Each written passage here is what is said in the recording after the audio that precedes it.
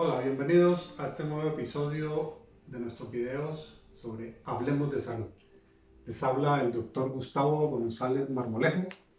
Eh, Como yo me autodefino médico chilombiano, ya con más de 19 años en este país, 32 años de experiencia después de haberme graduado como médico cirujano en mi país natal y trabajando en estas llamadas medicinas integrativas, algunos llamadas medicinas alternativas o complementarias desde hace más de 25 años.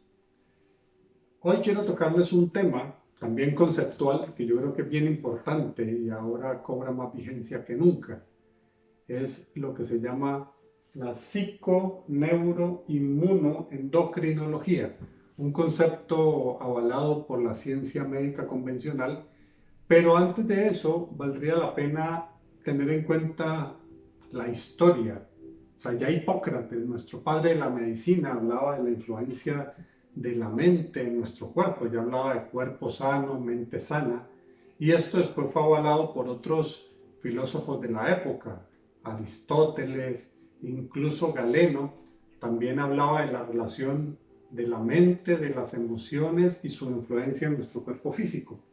Sin embargo, aparece años después René Descartes con el famoso dualismo cartesiano, en donde separa conceptualmente el tema de lo físico de lo que no es físico, o sea, lo inmaterial que él llamaba la mente o el espíritu. Entonces entregó el cuerpo para ser manejado por los médicos y el alma o la mente que era manejado casi que por los sacerdotes o los religiosos, que eran los que se dedicaban a este tema un poco más espiritual.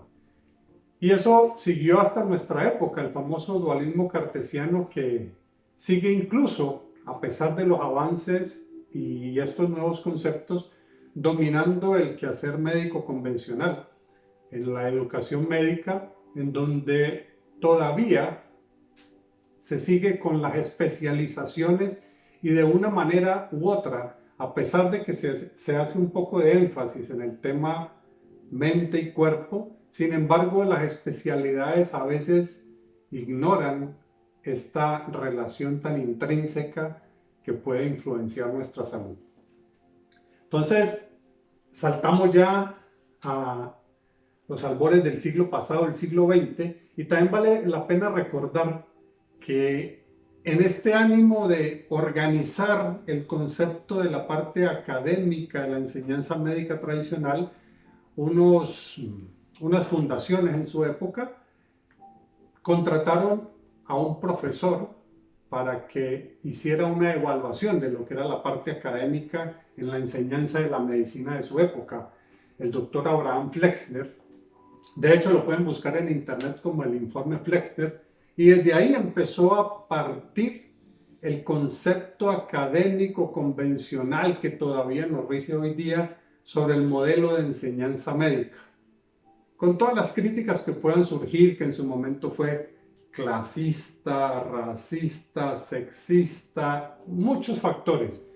Yo pienso que tuvo una muy buena intención de estructurar el modelo académico, pero que obviamente llevó a otra pata coja, por decirlo de alguna manera, en que, como nos enseña la medicina, se empezó a generar lo que se llama la protocolización de los eventos médicos y en últimas esto llevando a la farmacotización de los diagnósticos médicos.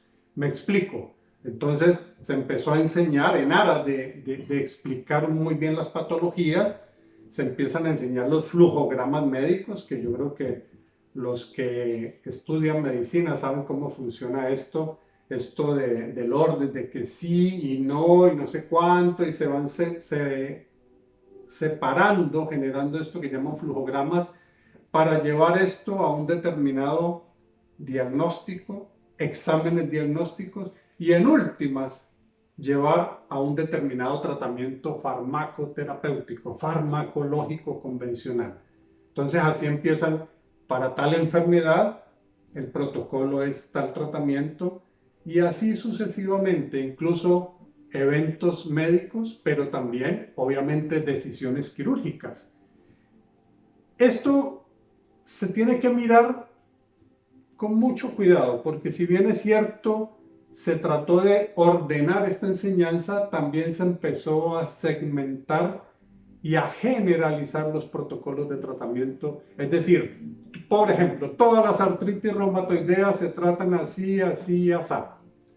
Todas las migrañas se tratan así, así y esta otra manera, pero obviamente hay otras decisiones quirúrgicas que son importantes tenerlas en cuenta, porque si tú tienes ciertas condiciones, vas a tener que tomar una decisión que a lo mejor es quirúrgica y eso puede salvar una vida.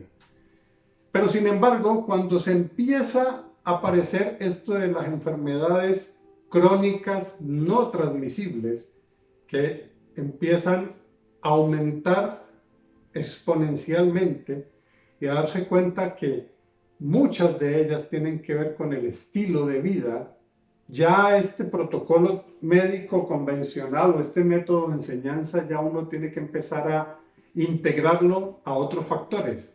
Y aparece este concepto de finales del siglo pasado, en los años 70, el doctor Adler, el doctor Cohen, el doctor Cannon, que hablan de la psiconeuroinmunoendocrinología. En un principio se hablaba solo de la psiconeuroinmunología,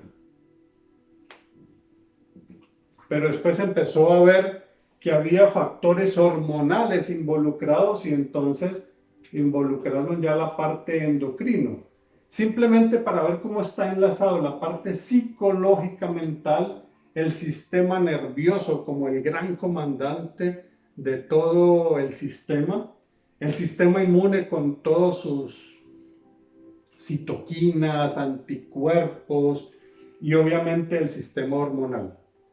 Pero sin embargo, aquí vale la pena hacer la aclaración. Inclusive el aumento del concepto, si bien es cierto, así aparece en los libros o en los estudios psiconeuroinmunoendocrinología, uno podría añadirle aquí todas las especialidades.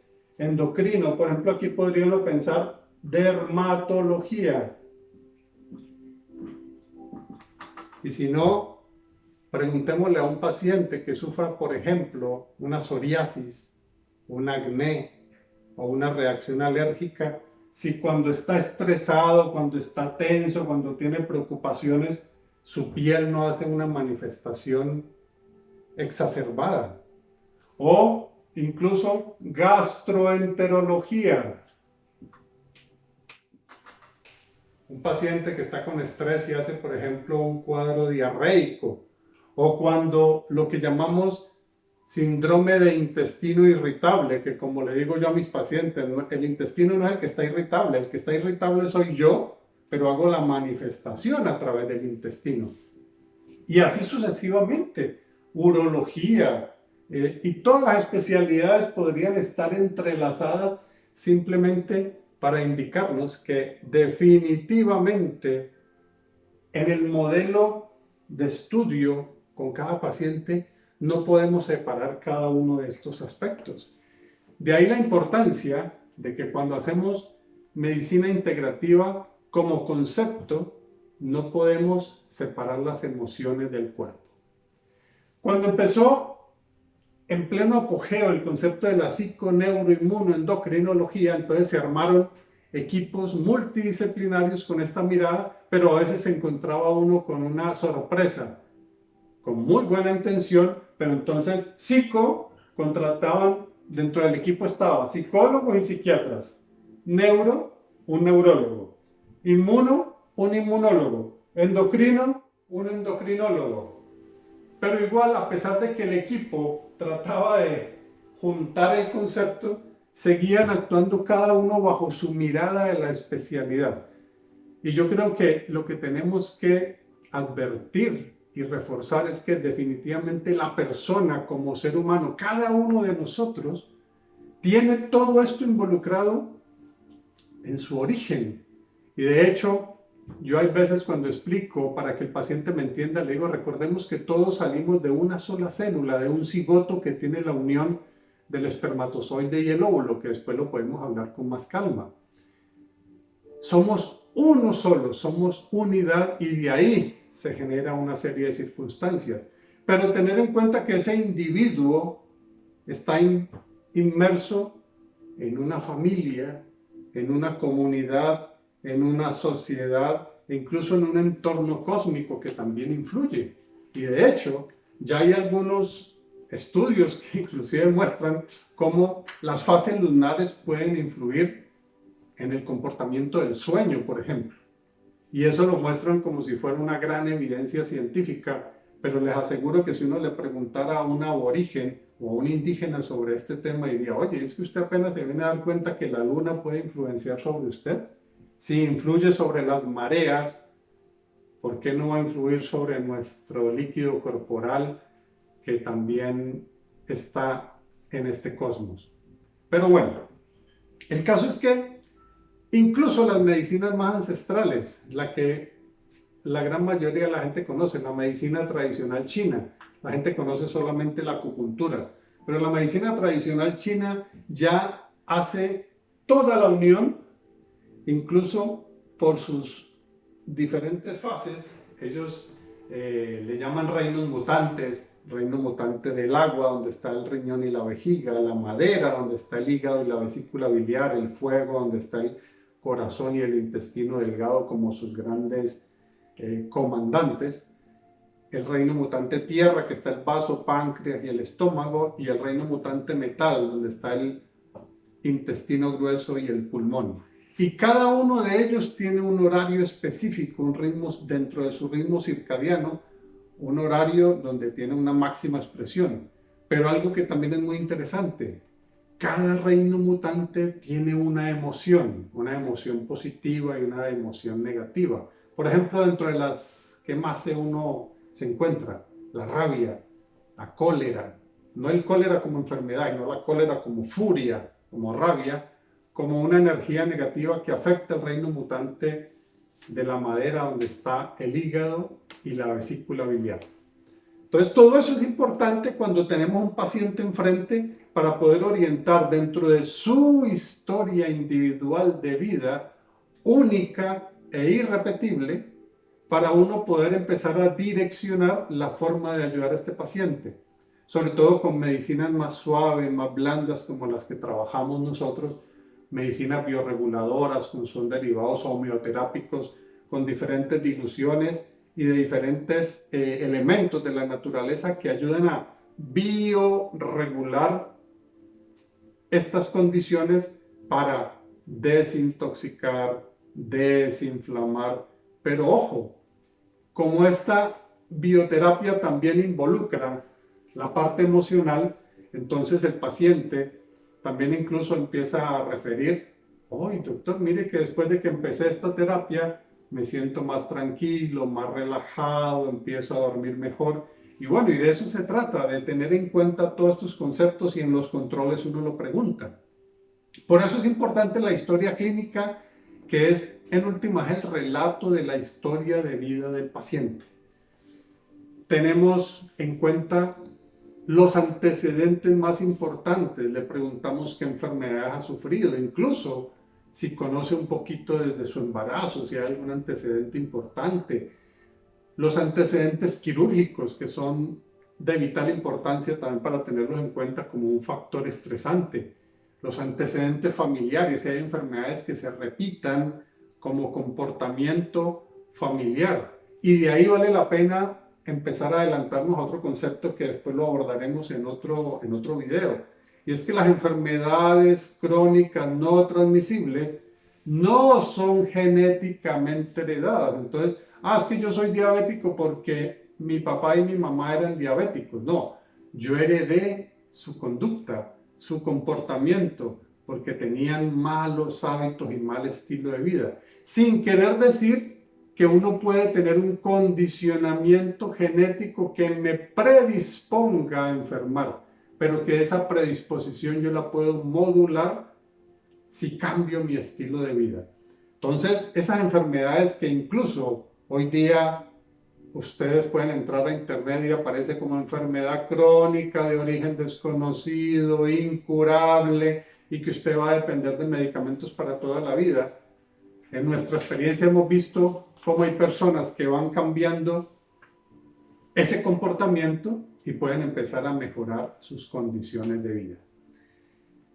Entonces, vamos a ir redondeando el concepto psiconeuroinmunoendocrinología para entender de que la mente es importantísima. Entonces, tener optimismo, ser proactivos, tener en cuenta que mi salud, o sea, este vehículo que me prestaron para venir a transitar en esta vida es mi responsabilidad, y yo en eso insisto. Depende de mí, de mi interés para cuidarme. Entonces yo no puedo pensar que el que me va a cuidar es el médico, si bien es cierto somos los asesores que debiéramos empezar a hacer énfasis en la parte educativa y preventiva sobre todo, o sea, no esperar a actuar ya cuando el daño está hecho, sobre todo cuando hay un daño crónico e incluso muchas veces irreversible. Entonces debemos actuar preventivamente, pero primero yo como gran responsable de mi cuerpo. Educarme en salud, alimentarme sanamente, pero alimentarme sanamente teniendo en cuenta los criterios de la naturaleza. No con sellos, por favor. Yo creo que todo esto se ha hecho con muy buena intención, pero también tener en cuenta que la alimentación y la industrialización, los procesos químicos industriales de la alimentación también ha sido un gran gestor de procesos de enfermedad. Entonces tengamos en cuenta eso. Si comemos de la naturaleza, lo más libre de agroquímicos que se pueda, si son orgánicos, perfecto. Si son preparados en casa, mejor, con menos elaboración, sin tantas sustancias químicas. Hacemos un poco de ejercicio, pero sobre todo, recordemos, tener actitud mental positiva, sobre todo en esta época, que nos tienen con mucho estrés, con mucho miedo, y eso sí que afecta a nuestro sistema inmunológico. Si yo centro nuevamente, estoy en mi casa, me quedo en mi casa, pero en esta casa empiezo a analizar un poquito hacia adentro mi comportamiento, mis emociones, cambio mi actitud, cambio un poco mi pensamiento, decir, bueno, de esta vamos a salir, pero vamos a salir porque yo me cuido, independientemente de las cosas externas que nos estén ofreciendo como soluciones para el problema. La primera solución parte de mi interior, de mi autocuidado, de mi pensamiento. Y puedo involucrar todo esto. Mente sana, sistema nervioso sano, y eso lleva a un sistema inmunológico más sano. De hecho, está demostrado que cuando yo estoy deprimido emocionalmente, mi sistema inmune también se deprime y me hace más susceptible, por ejemplo, a infecciones. Y eso ya la medicina lo ve, y uno lo ve con los pacientes de manera continua. Y obviamente el sistema endocrino, sobre todo la parte hormonal. Y no olvidarnos de todo lo demás, incluyendo la parte nutricional. Vitaminas, oligoelementos, minerales, proteínas, carbohidratos y grasas de buena calidad como una materia prima vital para que este sistema, que es integrado por naturaleza y que el primero que la tiene que integrar soy yo mismo, empiece a funcionar de manera adecuada y lo más equilibrada posible. Y con toda seguridad que si yo estoy en esas condiciones, si me enfrento a una noxa, cualquiera que sea, virus, bacterias, hongos o un elemento más estresante, las probabilidades de enfermar van a ser mucho menores. Así que la primera invitación, autocuidado, autorresponsabilidad. No solamente son elementos externos, cualquiera que sea. Aquí yo creo que no se trata de empezar a decir esto es bueno, esto es malo. Simplemente es volver a la casa, volver a mi interior y empezar a hacer un autoanálisis del ser, no solamente el hacer. Así que la invitación es esa. Las medicinas bioreguladoras, los que trabajamos con estas miradas, tenemos en cuenta todos estos conceptos que son de la medicina moderna, solamente que las integramos en ese paciente que tenemos al frente, en esa persona como individuo único, irrepetible, con una historia de vida única, y después le apoyamos con medicamentos bioreguladores naturales, le apoyamos en la nutrición, estimulamos a que sea más optimista, le estimulamos a que haga algo de ejercicio y con toda seguridad que los resultados los van a ver muy prontamente.